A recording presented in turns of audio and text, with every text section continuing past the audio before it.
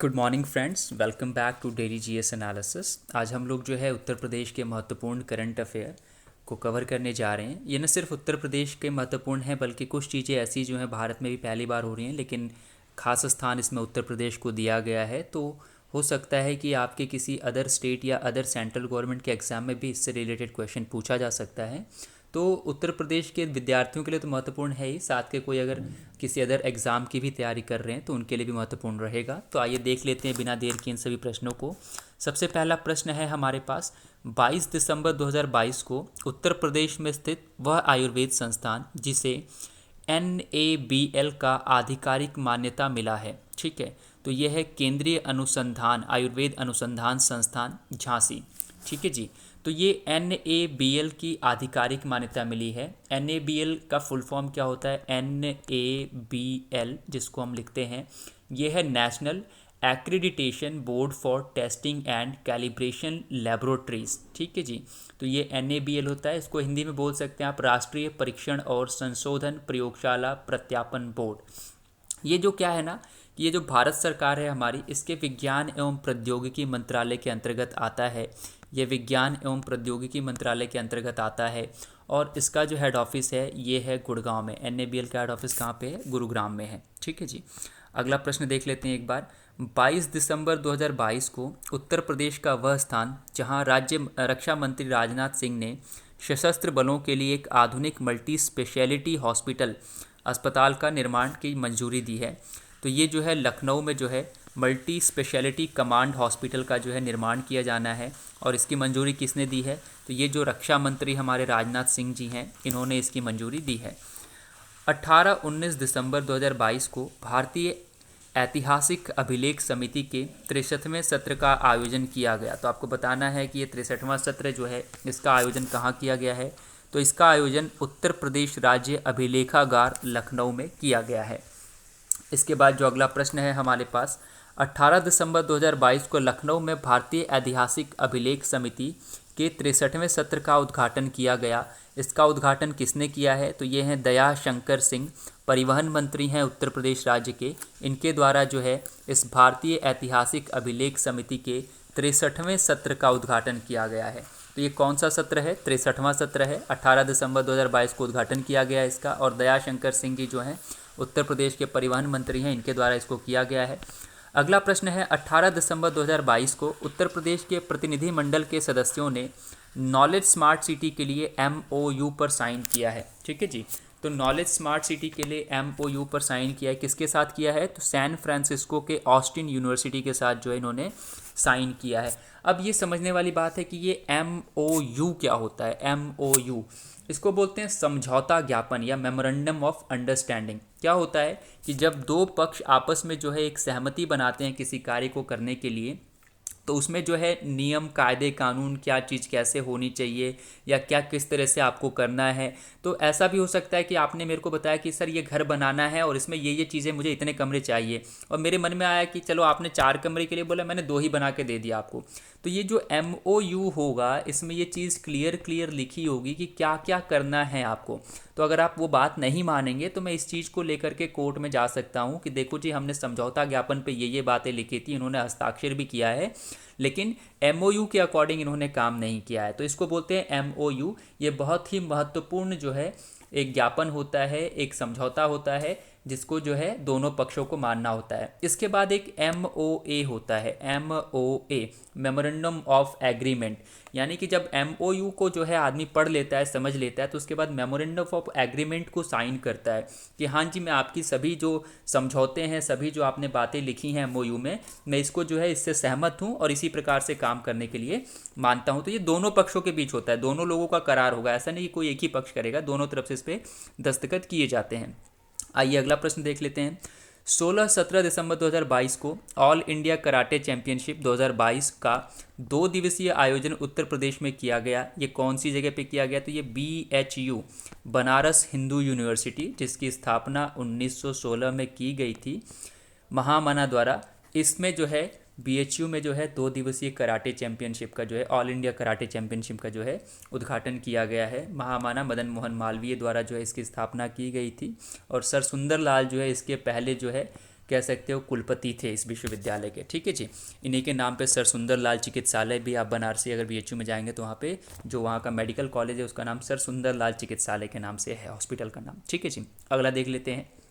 हाल ही में वाराणसी में 1 महीने तक चलने वाला काशी तमिल संगम का समापन हो गया।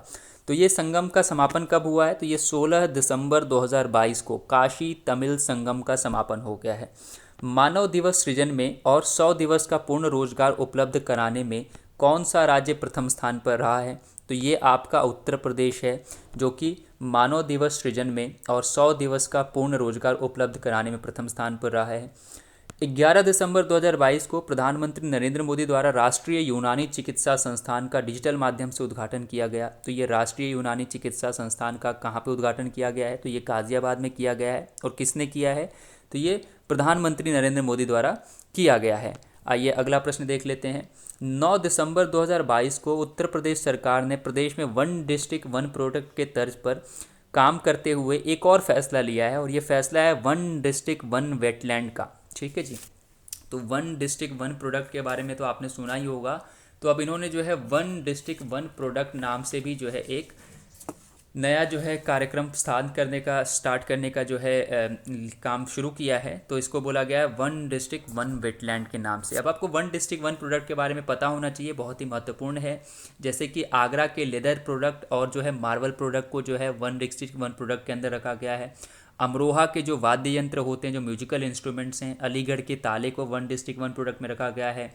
आजमगढ़ की ब्लैक पॉटरी जो है वो वन डिस्ट्रिक्ट वन प्रोडक्ट में आती है। अयोध्या का गुड़ वन डिस्ट्रिक्ट वन प्रोडक्ट में आता है। बलिया की बिंदी, जिसको टिकुली भी कहते हैं, वो वन डिस्ट्रिक्ट वन प्रोडक्ट में आती है। आपको बताना है कि भदोही का क्या प्रोडक्ट है जो वन डिस्ट्रिक्ट वन प्रोडक्ट के अंदर आता है। ये आपके लिए प्रश्न है, तो मुझे ज़रूर बताइएगा अगर आपको पता है इस बारे में।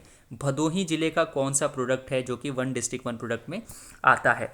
बनारस की साड़ी आती है इसके अंदर, और सिद्धार्थनगर का काला नमक चावल है। तो आपको बताना है भदोही का क्या प्रोडक्ट है जो वन डिस्ट्रिक्ट वन प्रोडक्ट में आता है। अपने आंसर आप कमेंट बॉक्स में ज़रूर बताएं। आइए देख लेते हैं अगले प्रश्न को हम लोग एक बार। अगला प्रश्न है 8 दिसंबर 2022 को घोषित मैनपुरी लोकसभा उपचुनाव के परिणाम। मैनपुरी लोकसभा उपचुनाव के परिणाम में विजयी प्रत्याशी कौन है? तो ये हैं डिम्पल यादव। किनको जीत मिली है? तो ये जीत मिली है डिम्पल यादव जी को। और इन्होंने जो है किसको हराया है?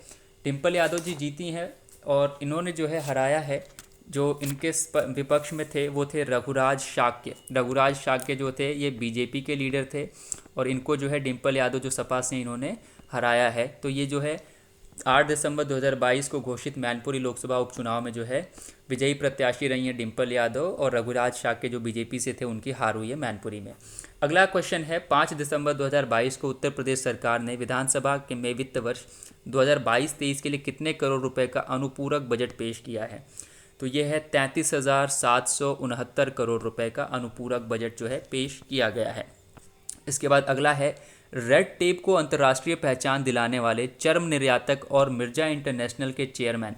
मिर्जा इंटरनेशनल जो है ये कंपनी है, रेड टेप जो है एक ब्रांड है, और इनके चेयरमैन कौन थे? ये थे आपके इरशाद मिर्ज़ा, जिनका 87 वर्ष की उम्र में निधन हो गया है 4 दिसंबर 2022 को। इरशाद मिर्ज़ा, रेड टेप और मिर्ज़ा इंटरनेशनल। इरशाद मिर्ज़ा के नाम से मिर्ज़ा आपको याद रहेगा, और ये रेड टैप को इन्होंने एक ब्रांड बना करके उभारा। आपने देखा होगा रेड टैप के जूते आते हैं, बेल्ट आती है, बैग आते हैं, कपड़े आते हैं। तो ये इरशाद मिर्ज़ा जी जो हैं इसके चेयरमैन थे, और मिर्ज़ा इंटरनेशनल नाम की ये कंपनी थी, जिनका अभी हाल ही में निधन हो गया 87 वर्ष की उम्र में। अगला प्रश्न है 1 दिसंबर 2022 को राज्य में स्वदेशी खेल को बढ़ावा देने के लिए वन डिस्ट्रिक्ट वन प्रोडक्ट की तर्ज पर शुरू की गई नई योजना कौन सी है? तो ये योजना है वन डिस्ट्रिक्ट वन गेम्स या वन स्पोर्ट योजना। वन डिस्ट्रिक्ट वन स्पोर्ट योजना। अब आपने सुना होगा वन डिस्ट्रिक्ट वन प्रोडक्ट था, तो अब वन डिस्ट्रिक्ट वन स्पोर्ट्स योजना भी जो है लागू की जा रही है, मतलब स्टार्ट करने जा रही है गवर्नमेंट, जिसमें हर ज़िले का जो है एक खेल होगा जो कि स्वदेशी खेल को बढ़ावा देने के लिए स्टार्ट किया जा रहा है। इसके बाद है आपका दिसंबर 2022 को भारतीय कृषि अनुसंधान संस्थान ICAR से मान्यता प्राप्त करने वाला उत्तर प्रदेश का पहला कृषि महाविद्यालय बना है। तो यह उदय प्रताप कॉलेज वाराणसी का। उदय प्रताप कॉलेज को जो है ICAR की मान्यता मिली है। तो ये पहला जो कॉलेज है जिसको जो है ICAR की जो है कृषि महाविद्यालय के रूप में जो है मान्यता प्राप्त हुई है। आइए आगे देख लेते हैं एक बार हम लोग, क्या अगला प्रश्न है। दिसंबर 2022 में उत्तर प्रदेश में हाईटेक कन्वेंशन सेंटर बनाने का निर्णय लिया गया है। हाईटेक कन्वेंशन सेंटर लखनऊ में बनने जा रहा है। अभी हाईटेक कन्वेंशन सेंटर होता क्या है, सवाल तो ये है भैया कि हाईटेक कन्वेंशन सेंटर है क्या। देखिए, हाईटेक कन्वेंशन सेंटर उन जगहों को बोला जा सकता है या उस पर्टिकुलर एरिया को कहा जा सकता है जहाँ पे सभी तरह की जो है सुविधाएं उपलब्ध हों, जैसे कि यातायात की सुविधा हो, हॉस्पिटल हो, एयरपोर्ट हो, टैक्सी सुविधा हो और हेलीपैड तक हो, ताकि किसी भी तरह का अगर जो है कार्यक्रम वहाँ पे प्रस्तावित किया जाए तो यात्रियों को, चाहे वो देश के यात्री हों, चाहे विदेशी यात्री हों, चाहे सैलानी हो, किसी को भी आने जाने की किसी भी प्रकार की असुविधा ना हो। तो ये लखनऊ में हाईटेक कन्वेंशन सेंटर बनाया जा रहा है। इसके तहत जो है हॉस्पिटल, भवन, होटल, इसके अलावा जो है हेलीपैड, एयरपोर्ट, रास्ते, हर चीज़ें की जो है सुविधा यहाँ पे मुहैया कराई जाएगी। ठीक है जी। तो अगर भविष्य में कोई इंटरनेशनल और जो है कार्यक्रम होते हैं, अंतर्राष्ट्रीय स्तर पर कोई कार्यक्रम होता है, तो लखनऊ उसकी आराम से जो है आसानी से मेज़बानी कर सकेगा। अगला प्रश्न है, दिसंबर 2022 में इलाहाबाद हाईकोर्ट ने ई लाइब्रेरी का उद्घाटन किया, और ये लाइब्रेरी का उद्घाटन किनके द्वारा किया गया है, तो यह है न्यायमूर्ति राजेश बिंदल द्वारा। न्यायमूर्ति राजेश बिंदल जी ने जो है इलाहाबाद हाईकोर्ट में ई लाइब्रेरी का उद्घाटन किया है। अगला प्रश्न है, दिसंबर 2022 में उत्तर प्रदेश बोर्ड विद्यालयों की अलग पहचान बनाने के लिए उद्देश्य से बनाया गया नया पोर्टल कौन सा है, तो ये है पहचान पोर्टल। तो जो बोर्ड विद्यालय हैं इनकी एक अलग पहचान बनाने के लिए, विद्यालयों की पहचान के लिए पहचान नाम का एक पोर्टल बनाया गया है। अगला प्रश्न है, दिसंबर 2022 में आगरा के यमुना पार क्षेत्र की पानी की समस्या खत्म करने के लिए हर घर जल योजना के तहत कितनी धनराशि को स्वीकृति दी गई है, तो ये 624 करोड़ की धनराशि। तो हर घर जल योजना किससे संबंधित है, तो आपको याद रखना है आगरा से, और इसके तहत जो है कितने रुपए की जो है मंजूरी दी गई है, तो ये है 624 करोड़ रुपए की मंजूरी दी। ठीक है जी। नवंबर 2022 में भारत की पहली मानव रहित कार बनाई गई है। मानव रहित कार जो है नवंबर 2022 में बनाई गई है, और ये जो बनाई गई है वो किसके द्वारा बनाई गई है, किसके द्वारा बनाई गई है, तो ये है MNIT, Motilal Nehru national institute of technology Prayagraj द्वारा। Motilal Nehru national institute of technology Prayagraj द्वारा जो है इसको बनाया गया है। अगला प्रश्न है, नवंबर 2022 में उत्तर प्रदेश के किन महत्वपूर्ण जनपदों में पुलिस कमिश्नरी प्रणाली लागू की गई है, तो ये 3 जिले हैं, आगरा, गाजियाबाद और प्रयागराज, जहाँ पे पुलिस कमिश्नरी व्यवस्था जो है लागू किया गया है। अगला प्रश्न है, उत्तर प्रदेश के मुख्यमंत्री ने अयोध्या के में 41वें रामायण मेले का शुभारंभ किया है। ये रामायण मेला कब से स्टार्ट हो रहा है, तो ये 27 नवंबर 2022 को प्रारंभ हो रहा है। उसके बाद है, हाल ही में उत्तर प्रदेश स्थित संस्थान जिसने साइनोबैक्टीरिया के पहले जीन्स की खोज की है, तो ये है बनारस हिंदू विश्वविद्यालय BHU, जहाँ पे जो है पहले साइनोबैक्टीरिया की जो है खोज की गई है, जीन्स की खोज की गई है। ठीक है जी। अगला प्रश्न है, हाल ही में किस राज्य ने जेनेरिक आधार के मेडिकल स्टोर प्रदेश के सरकारी अस्पतालों में भी खोले जाने का निर्णय लिया है, तो ये उत्तर प्रदेश। आपको पता है जेनेरिक जो दवाइयाँ होती हैं वो तो थोड़ी सी सस्ती होती हैं, आपने देखा होगा बहुत से जेनेरिक स्टोर्स आपके शहर में जगह जगह खुले होंगे। तो अब उत्तर प्रदेश ने जो है सभी सरकारी अस्पतालों में ये जेनेरिक मेडिकल स्टोर खोलने की घोषणा की है या निर्णय लिया है। ठीक है जी। अगला प्रश्न है, हाल ही में जारी एक रिपोर्ट के अनुसार वित्तीय वर्ष 2022-2023 में उत्तर प्रदेश ने कितने लाख परिवारों को रोजगार दिया है, तो यह है 61.53 लाख परिवारों को रोजगार उत्तर प्रदेश ने हाल ही में 2022-23 में दिया है। अगला प्रश्न है, हाल ही में उत्तर प्रदेश पुरातत्व निदेशालय की एडॉप्ट ए हेरिटेज योजना के दूसरे चरण में कितने धरोहर स्थलों को शामिल किया गया या चयनित किया गया है, तो ये हैं 10 धरोहर स्थल। एडॉप्ट ए हेरिटेज योजना, इसके बारे में किसी न किसी कम्पिटिटिव एग्जाम में पूछ लिया जा सकता है। एडॉप्ट ए हेरिटेज योजना क्या है, तो आपको बताना है कि एडॉप्ट ए हेरिटेज योजना है जिसमें जो है ये दूसरा चरण चल रहा है उसका, तो उसके तहत जो है 10 धरोहर स्थलों को जो है शामिल किया गया, और इनको जो अडॉप्ट किया जाएगा और इनके रख रखाव का पूरा कार्य जो है ये आपके प्रदेश के जो है सरकार द्वारा किया जाएगा। ठीक है जी। हाल ही में प्रधानमंत्री की आर्थिक सलाहकार परिषद द्वारा जारी सामाजिक प्रगति सूचकांक रिपोर्ट में सामाजिक प्रगति के मामले में उत्तर प्रदेश का कौन सा स्थान है, तो ये 31वां स्थान है। ये 31वां स्थान है इनका, हमारे उत्तर प्रदेश का सामाजिक प्रगति के मामले में। उसके बाद है, हाल ही में वह उत्तर प्रदेश का वह संस्थान जहां 4 मंजिला ODOP 1 डिस्ट्रिक्ट 1 प्रोडक्ट मॉल का निर्माण करने के लिए निर्देश दिया गया। तो ये वाराणसी के चांदपुर में औद्योगिक संस्थान है जहाँ पे इसका निर्माण किया जाएगा। अब ये क्या है, अब ये 4 मंजिला ODOP, one district one product, ठीक है। अब मैंने बताया था आपको कि हर डिस्ट्रिक्ट का अलग अलग प्रोडक्ट है और उसको बढ़ावा देने के लिए, जैसे कि मैंने बताया, आगरा का लेदर है, अलीगढ़ के ताले हैं, आजमगढ़ की ब्लैक पॉटरी है जो मिट्टी के बर्तन बनाए जाते हैं, बलिया की बिंदी है। तो इनको कहीं बेचने के लिए भी तो कोई मॉल टाइप का कोई बड़ी दुकान सी होनी चाहिए। तो ये जो बनाया जा रहा है ये वाराणसी के चांदपुर औद्योगिक संस्थान में बनाया जा औद्योगिक संस्थान में बनाया जा रहा है। यहाँ पे आपको पूरे यूपी के 75 जिलों में जो भी प्रोडक्ट बनाए जाएंगे वो आपको आसानी से इस 4 मंजिला बिल्डिंग में, इस इमारत में जो है मिल जाएंगे, ठीक है जी। अगला प्रश्न है, हाल ही में बेसिक शिक्षा विभाग उत्तर प्रदेश द्वारा संचालित स्कूलों में मिड डे मील के तहत कौन सा कार्यक्रम चलाने का आदेश जारी किया गया है। तो बेसिक शिक्षा विभाग द्वारा जो है उत्तर प्रदेश द्वारा संचालित स्कूलों में मिड डे मील मिलता तो है। उसके बाद है तिथि भोजन कार्यक्रम का जो है ये आदेश जारी किया गया है चलाने के लिए कि तिथि भोजन कार्यक्रम भी चलाया जाए, ठीक है जी। हाल ही में उत्तर प्रदेश के मिर्ज़ापुर ज़िले की वह छात्रा जिसने एनडीए की परीक्षा में 149वीं रैंक के साथ फ्लाइंग विंग में दूसरा स्थान प्राप्त किया, तो ये कौन है, ये है सानिया मिर्ज़ा जो हैं, इनको जो है दूसरा स्थान मिला है। एनडीए की 149वीं रैंक आई थी इनकी और दूसरा स्थान प्राप्त किया इन्होंने फ्लाइंग विंग में, ठीक है जी। अगला प्रश्न आपके सामने है, हाल ही में उत्तर प्रदेश के किस शहर में अंतर्राष्ट्रीय इनो रेल प्रदर्शनी का आयोजन किया जा रहा है। इनो रेल प्रदर्शनी का जो आयोजन किया जा रहा है ये किया जा रहा है आपके लखनऊ में। अब ये इनो रेल क्या है, इनो रेल देखिए एक प्रदर्शनी, इनो रेल होता है इनोग्रेशन या किसी चीज़ को जो है दिखाना या समझाना, इनोग्रेशन किया जाता है। ये RDSO research design and standard organisation द्वारा, अनुसंधान अभिकल्प व मानक संगठन द्वारा जो है इसका जो है स्टार्ट किया जाता है। इस चीज़ को क्या होता है ना, दरअसल विभिन्न विभिन्न देशों के लोग जो वहाँ के रेलवे से जुड़े या जो प्रोडक्ट बनाते हैं, जैसे कि जो है आप मान सकते हैं कि जो है AI technology, artificial intelligence technology, high braking system railway की, या हो सकता है कोई मोशन या सेंसर टेक्नोलॉजी किसी ने डेवलप की है।